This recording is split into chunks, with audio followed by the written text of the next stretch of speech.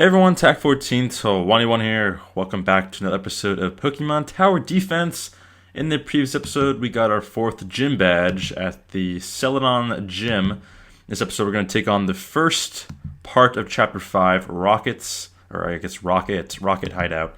And I got my team already set up. Nothing really new to my team. I did get a brand new shiny Scyther and a shiny Abra, which I am going to probably train up and replace eventually my Alakazam.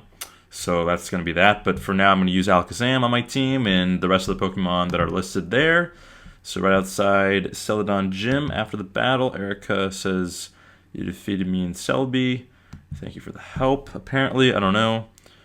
Great Scott, do you guys know where Celebi went? I do not know where Celebi went because I was completely confused on the two Celebis and all that stuff. Okay, so then we walk out of Celadon Gym, and looks like we're at the game corner. Good old game corner. Gonna go do some gambling, and someone won't someone open the door? What is it? What the heck? What is?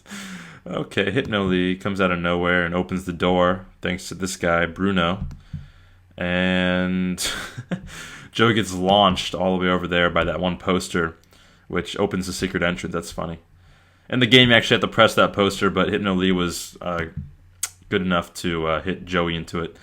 Alright, so now we're into Rocket Hideout, and looks like we have to set up our Pokemon so that they don't get by like normal.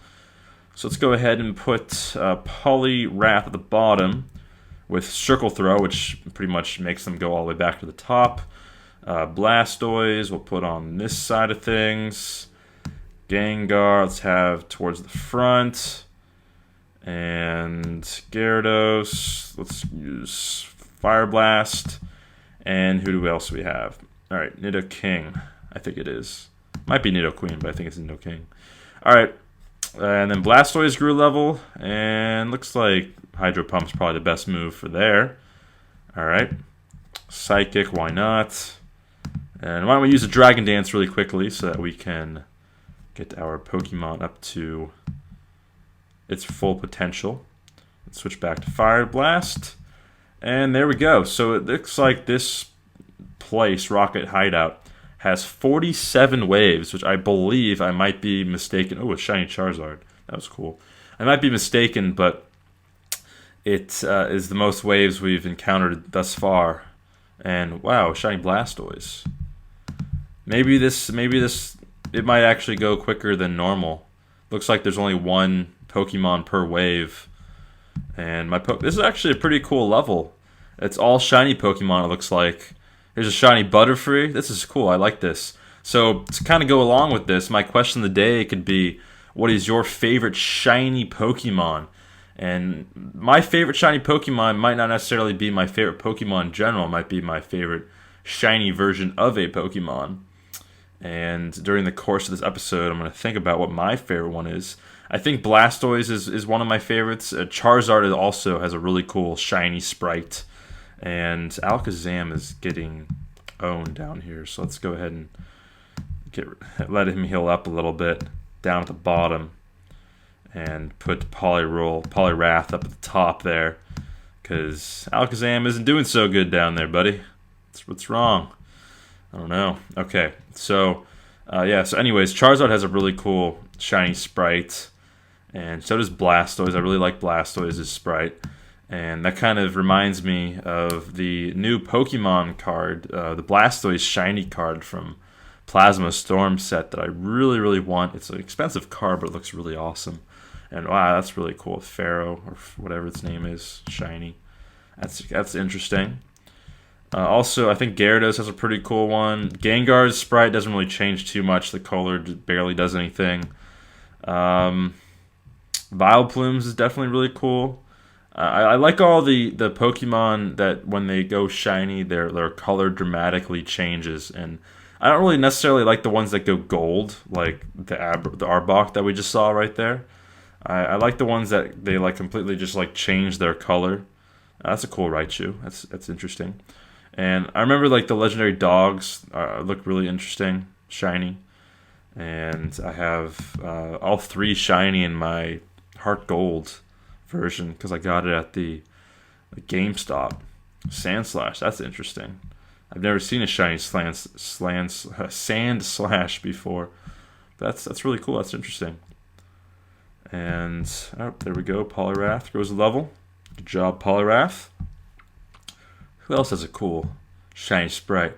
Be sure to let me down in the comments down below. Let me know what your favorite one is. Again, Nidoqueen here. And good job, Nidoking. Nidoking gets the best of Nidoqueen, showing who's boss. Oh, and here's Nidoking. That's a cool one. That's a cool one. I wish I can catch these Pokemon. That'd be cool. But they're all like trainer based. And I don't know who this guy is. Who is this guy down there? I don't know what he's doing. He's not really helping much. Ooh, Clefable. Or Clefairy, whatever. Oh, we're asleep. How dare you. Okay, well. Seems like we're doing pretty good in this one. Pretty good indeed. Let me switch things up a little bit here. Who should I bring up top? I'll just leave it as it is right now. Let's go ahead and use another Dragon Dance. Also, I like Dragonite's one because we have a shiny Dragonite on our team now. Let's go ahead and use Thunder. And yeah, that's pretty much that. Got a lot of waves to go. Not much to talk about. I guess I can talk about how my classes are going this semester. And let's bring him down here so that we can maybe bring Blastoise up top. And bring Nidoking down here. Yeah, my classes are all pretty good, I guess. I don't know. I shouldn't really say that. English always is a tough class for me, and I'm taking English. Oh, Golbat. That's a really cool Golbat. I like that one. But, yeah, English always a tough subject for me, just because of the reading aspect. And there's a Vileplume. Look at that. That's awesome. That is so cool. That is so cool. That's awesome. Oh, let's go switch over to Psychic. That'll do more damage. And yeah, Hydro Pump isn't going to do anything, but whatever. It's fine. Okay, well, and then also I'm taking this like brand new university class that's completely new to the school. We have this like new music center at our school this year. And they have like this 750 person class and in the music center, the brand new music center. And it's like ridiculous. It's like there's like 8 deans at the school, and they all have a different section that they're going to be teaching. And the class topic is changing, or something about changing world. Like we're living in a changing world. So what is that? Oh, that was the duo. That was pretty interesting. Had like a blue face. Hopefully we can see one of those again. It has like a blue face. That's really cool. But changing in or living in a changing world talks about like how things change over time or how they don't change over time. Either one, depending on the topic, and just basically how we're living in a changing world. I don't know what else to say, but it's a pretty boring class. It's like 2 hours long. My girlfriend's in that class, so that's good, but it's really boring. You just sit there listening to the teacher and just hope you don't get called on. And I swear I have the worst luck with school stuff, and I don't want to get into it that much in this gameplay or this episode or whatever you want to call it, because look at that. Arcanine almost got by our line, but I was planning on actually doing an episode on like luck in general. To talk about how I have like bad luck in certain things, but really good luck in other things. And I don't know if I'm going to do that or not, but I probably will. And I'll probably do it in a Minecraft Hunger Games episode because it's a pretty good topic, and I think people will find it funny or enjoyable or a combination of both. So I'll wait to do that. But basically, a version of that is I'm really unlucky in school, like school stuff. And this 750 person class, and they've called on about 20 times in the class. They've called on people, just to random people in the crowd or in the audience, or students out of the 750 to give like an explanation or answer a question or give their thoughts on what we were talking about, or a combination of whatever. And twice, they've called on me. Out of these 750 people, they've called on me twice, just out of random, which is, I find, ridiculous. And that just goes to show how bad of luck I have in certain things. But there's like other things that go into the topic, which I will get into eventually. But I just find it funny how I have such bad luck when it comes to school and stuff like that. And then I have good luck when it comes to other things, like really good luck. So kind of evens out. But I wish I had better luck in school, definitely, for sure. Seems like I always get bad teachers and, people, I'll get into it later, but yeah. Well, I guess I don't know. There's still 16 waves left, so I guess I can get into it a little bit. So at my high school, we had to, a bunch of times we had these like electives where we got to choose between, 2 or 3 or 4 different article or different classes. There's a Farfetch. That's pretty interesting.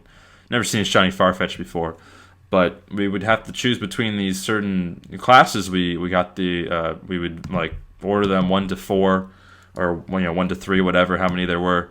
And then as soon as they made our registration, what just happened? Where'd he go? What the heck? I need to get Alakazam out of here. He was about to die. Did you use like sandstorm or something? Yeah, there's a sandstorm going on. That's really weird. Never seen that before. But so we'd order them and on what we'd want the most, and I would always get the last choice that I wanted. So say there's I don't know. For example, English. There was I think there was film, English and film, sci-fi, and some other thing. And I would put like sci-fi the last possible thing, and I'd put film first. So I'd want film, and I wouldn't want sci-fi. And sure enough, I got sci-fi. And all my other friends got film, which is like an easy class where they just had to watch movies and then do presentations on them and stuff like that, or do papers. And then they'd have to read a few books maybe. But in science fiction, we had to read so many books. And it actually ended up that was actually one of my favorite classes, just because I learned a lot about myself, and because I'm dyslexic and it takes me a lot longer to read certain things than other people, I really had to devote myself to really try in that class. And I had one of the lowest grades at like a quarter through the semester. And then I didn't miss a single point at the very last 3/4 of the semester. So that was just like, I guess, a learning experience to me, where I taught myself that, I really can accomplish whatever I put my mind to. So it actually ended up being a good class, but, I don't know. I didn't want to take it because I knew it was going to be a challenge. But I guess, that was good. But, no one wanted to take a challenging class when it came to the last part of my senior year. They just wanted to kind of, finish the year and then go to college, kind of have that, whatever it's called. I don't even know. So there we saw a pincer. Pincer's pretty cool. You can actually get a shiny pincer at the store.